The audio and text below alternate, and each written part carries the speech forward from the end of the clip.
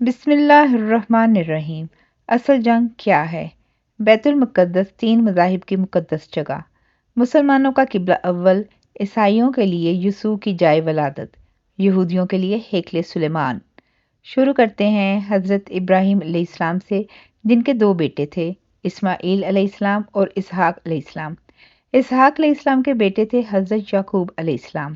یہیں سے کہانی شروع ہوتی ہے اسرائیل کی۔ اسرائیل یعنی اللہ کا بندہ، اور یہ لقب حضرت یعقوب علیہ السلام کو دیا گیا۔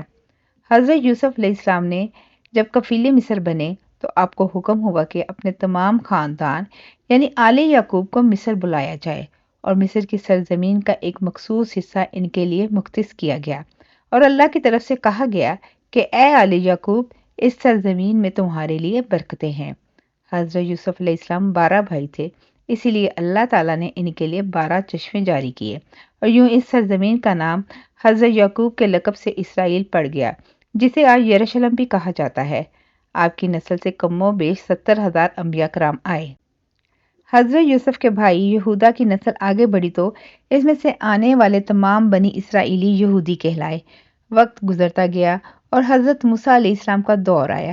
جب فرعون نے مصر کی زمین آپ پر تنگ کی تو بنو اسرائیل کے ساتھ آپ کو مصر سے نکلنا پڑا۔ اس دوران بنی اسرائیل پر اللہ تعالیٰ کی بہت سی کرم نوازیاں بھی ہوئیں، جس میں من و سلوہ، چشموں کی بہتات، مچھلیوں کے شکار کا ذکر قرآن پاک سے بھی ملتا ہے، اور وہیں ہمیں ایک گائے کا ذکر بھی ملتا ہے، جس کے لتھڑے سے مردے نے اللہ کے حکم سے زندہ ہو کر اپنے قاتل کا پتہ بتایا۔ اس گائے کی نشانیاں اللہ تعالیٰ نے قرآن پاک میں بیان فرمائی، جو کہ ایک سرخ مائع رنگت کی گائے تھی، اور ایسی گائے آج بھی یہودیوں کے نزدیک مقدس مانی جاتی ہے۔ حضرت موسیٰ علیہ السلام کے بعد دیگر نبی آئے۔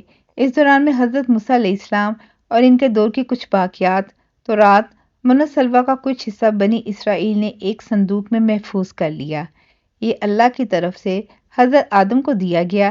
یہ خاص صندوق تھا جو نسل در نسل نبیوں کے پاس رہا، جسے قرآن میں تابوت سکینہ کے نام سے پکارا گیا ہے، اور یہ یہودیوں کو اپنی جان سے زیادہ عزیز ہے۔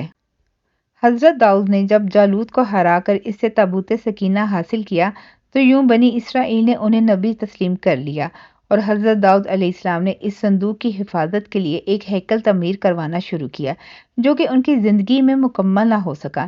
ان کے بیٹے حضرت سلیمان علیہ السلام نے جنوں کی مدد سے اس کو مکمل کروایا، اور اسی دوران میں آپ کی بھی وفات ہو گئی۔ اسی وجہ سے اسے ہیکل سلیمانی کہا جاتا ہے۔ بعد ازاں بابل کے بادشاہ بخت نصر نے اسرائیل پر حملہ کیا اور ہیکل سلیمانی کو بھی گرا دیا، اور تابوت سکینہ کو بھی اپنے ساتھ لے گیا۔ سیپرس دی گریٹ نے دوبارہ یہ شہر حاصل کیا، یہودیوں کو دوبارہ یہاں آباد کیا، اور تابوت سکینہ کو بھی واپس لایا گیا۔ ہیکل سلیمانی ایک دفعہ پھر تعمیر کیا گیا۔ پھر وقت گزرا اور حضرت عیسیٰ علیہ السلام کی آمد ہوئی، جنہیں نعوذ باللہ یہودیوں نے دجال، ناجائز اور کیا کیا لقب دیے۔ یہاں سے یہودیوں میں سے دو الگ قومیں ہو گئیں، ایک یہودی اور دوسری عیسائی۔ یہودیوں نے سازش کر کے حضرت عیسیٰ علیہ السلام کو صلیب پر چڑھانا چاہا، اور اللہ تعالیٰ نے انہیں اپنے پاس اٹھا لیا۔ اس کے بعد یہودیوں اور عیسائیوں میں کئی چھوٹی موٹی جنگیں ہوئیں۔ پھر عیسائی رومی بادشاہ ٹائٹس نے اس شدت سے یروشلم پر حملہ کیا کہ اس پورے علاقے کی اینٹ سے اینٹ بجا دی، ہیکل سلیمانی کو گرا دیا، جس کی صرف ایک دیوار اس وقت اپنی اصلی حالت میں موجود ہے، جسے دیوار گریہ کہا جاتا ہے، جہاں یہودی جا کر تورات کی تلاوت کرتے ہیں اور گریہ زاری کرتے ہیں۔ تابوت سکینہ بھی نہ جانے کہاں غائب ہو گیا۔ ٹائٹس کے حملے کے بعد یہودی آخری نبی کے انتظار میں تھے، کیونکہ اللہ پاک کا ان سے وعدہ تھا کہ انہیں پھر عروج بخشا جائے گا۔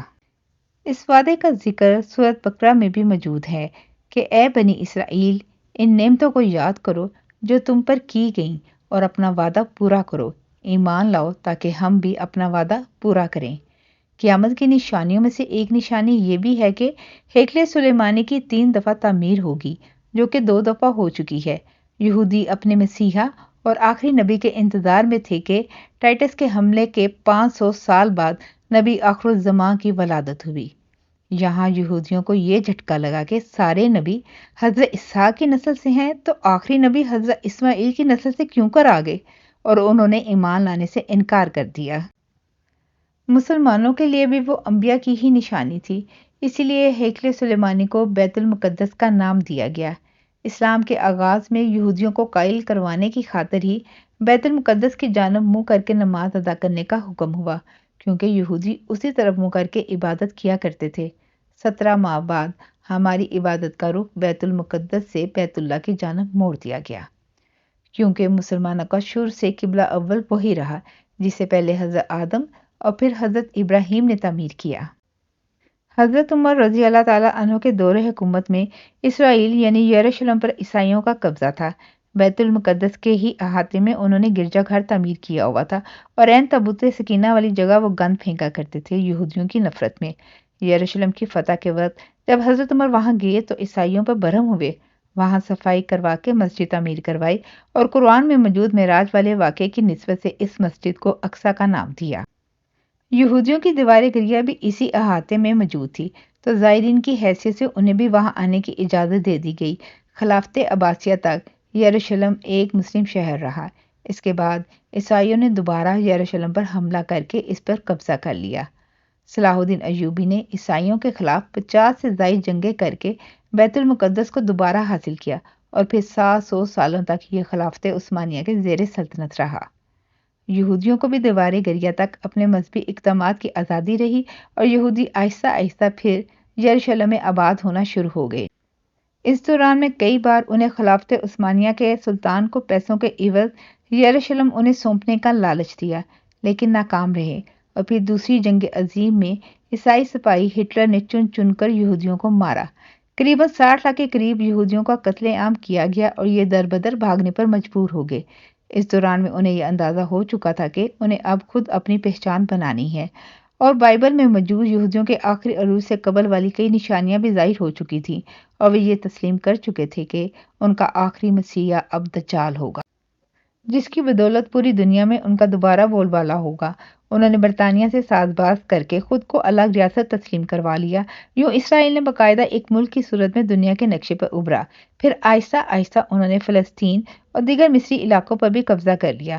عرب ممالک اسرائیل کے خلاف جنگ پر آئے، لیکن اس وقت تک یہ خود کو اتنا مضبوط کر چکے تھے کہ عرب ممالک کو اس ایک چھوٹے سے ملک سے منہ کی کھانی پڑی۔ عیسائیوں نے بھی دیکھ لیا کہ اب ان سے لڑ کر کچھ وصول نہیں ہونا، تو باقاعدہ گرجا گھروں میں پادریوں نے تقریبات منعقد کی اور یہودیوں کے لیے معافی کا اعلان کیا گیا۔ یوں سیاسی اور اقتصادی مفاد پرستی نے 2000 سالوں سے ایک دوسرے کے ازلی و جانی دشمنوں کو ایک صف پر لا کھڑا کیا، اور قرآن کی بات بھی سچ ہو گئی کہ یہود و نصارہ ایک دوسرے کے دوست ہیں۔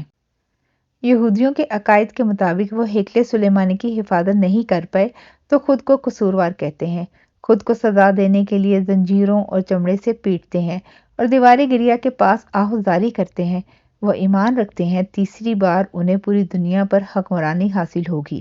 اس کے لیے انہیں مسجد اقصیٰ کو گرانا ہوگا، جس کی تیاری وہ کر چکے ہیں۔ کب سے مسجد اقصیٰ کے نیچے بارودی سرنگیں بچھا دی گئی ہیں۔ اس کے بعد ہیکل سلیمانی تعمیر کر کے تابوت سکینہ وہاں رکھنا ہے۔ تابوت سکینہ بھی وہ دوبارہ حاصل کر چکے ہیں، لیکن مسئلہ تھا سرگائے، کیونکہ ان کے عقیدے کے مطابق وہ ناپاک ہیں، اور جب تک پاک نہیں ہو جاتے ہیکل سلیمانی تعمیر نہیں کر سکتے، اور پاک ہونے کے لیے سرگائے کی قربانی دینا ہوگی، وہ گائے جس کی نشانیاں قرآن پاک میں بیان کی گئیں، جو اس وقت بھی انہیں ڈھونڈنے میں مشکل ہوئی تھی۔ اب بھی 100 سال تک وہ ویسی گائے کی تلاش کرتے رہے۔ ٹیکنالوجی کا استعمال کرتے ہوئے بچے پیدا کرنے کا کامیاب تجربہ کیا انہوں نے۔ پھر اس تجربے کی بدولت ویسی نشانیوں والی گائے پیدا کرنے کی کوشش کی گئی، لیکن ناکام رہے۔ 2019 میں ایک امریکی ریاست سے 5 عدد ویسی گائیں انہیں مل گئی، جن کے جسم پر سرخ رنگ کے علاوہ اور کوئی بال نہیں تھا۔ انہیں کبھی کام کے لیے استعمال نہیں کیا گیا تھا۔ اگلی نشانی کہ ان پر کسی بیماری کا اثر نہیں ہونا چاہیے۔ پوری دنیا میں کووڈ پھیلا کر مختلف جانوروں کے ساتھ انہیں بھی ٹیسٹ کیا گیا، اور ان پر اس بیماری کا کوئی اثر نہ ہوا۔ Red heifer found mystery of red heifer, یہ گوگل میں سرچ کر کے آپ اس متعلق تفصیل سے پڑھ سکتے ہیں۔ الغرض قرب قیامت اور دجال کے ظہور والی تمام تر تیاریاں وہ مکمل کر چکے ہیں۔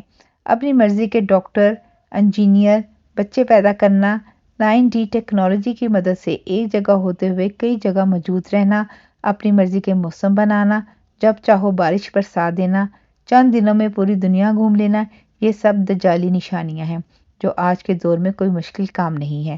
ہمارے اسلام میں بتائی گئی قیامت کی نشانیوں کی انہوں نے اتنے اچھے سے تیاری کر لی ہے کہ غرقت کے درخت لگا دیے جو انہیں پناہ دیں گے۔ باب لفظ جس جگہ احادیث کے مطابق دجال کا حضرت عیسیٰ علیہ السلام کے ہاتھوں قتل ہونے کا ذکر موجود ہے، اس جگہ وہ دجال کے فرار کے لیے ایئرپورٹ بنا چکے ہیں۔ یہ سب تو قربت قیامت کی نشانیاں ہیں اور ہیکل سلیمانی نے بھی بن کر رہنا ہے۔ پھر اصل جنگ کیا ہے؟ اصل جنگ عقائد کی ہے۔ ہم اپنے عقائد میں اس قدر کمزور ہو چکے ہیں کہ نماز پڑھیں یا نہ پڑھیں ہمیں فرق نہیں پڑتا، اپنے بہن بھائیوں کا حق کھا کر خوشی محسوس کرتے ہیں اور فرقوں کے خرافات میں الجھے ہوئے ہیں۔ فلسطینیوں کے لیے سوائے دعا اور احتجاج کے ہم کیا کر سکتے ہیں؟ کیا ہم اپنے عقائد کے اتنے مضبوط ہیں کہ ڈالر کے بہکاوے میں نہ آئیں؟ کیا ہم یہودیوں کے مقابلے میں نکلنے والے خراسین مجاہدین کی لسٹ میں آتے ہیں یا بس سوشل میڈیا کے تماشائی ہیں؟